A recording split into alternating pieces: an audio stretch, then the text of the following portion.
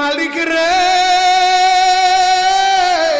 আমি বড় পাপী, আমি বড় গুনাহগার।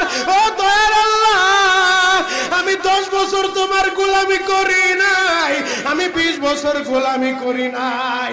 আল্লাহ, আজকে মনিরুল ইসলাম শরীয়তপুরী আমার ভাই শোনা গেছে তোমারে বন্ধু বানাইলে ওই জান্নাত পাওয়া যাবে।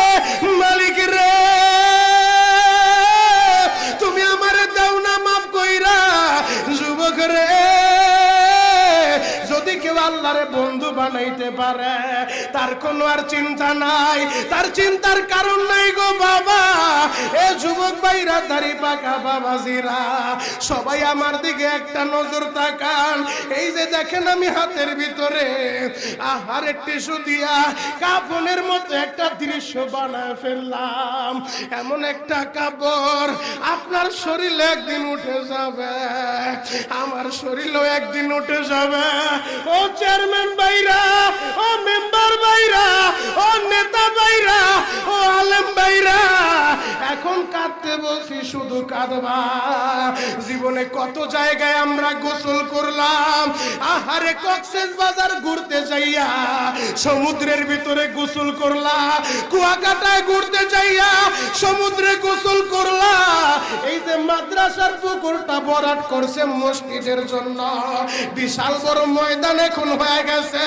এই পুকুরের ভিতরে কত মানুষ গোসল করছে, আবার পিছনে একটা বিরাট পুকুর হয়ে গেছে, ওই পুকুরে কত মানুষ গোসল করবে। ও সোনামুখীর বাবা গো, তোমার বাড়িতে নিজের টিউবওয়েলে কতদিন তুমি গোসল করছো? তোমার বাড়িতে দামি একটা গোসলখানা বানাইছো, বিদেশি ঝর্ণা লাগাইছো, ওই ঝর্ণার পানি দিয়ে তুমি আর আমি গোসল করি। এমন একটা দিন তোমারও আসবে, এমন একটা দিন আমারও আসবে।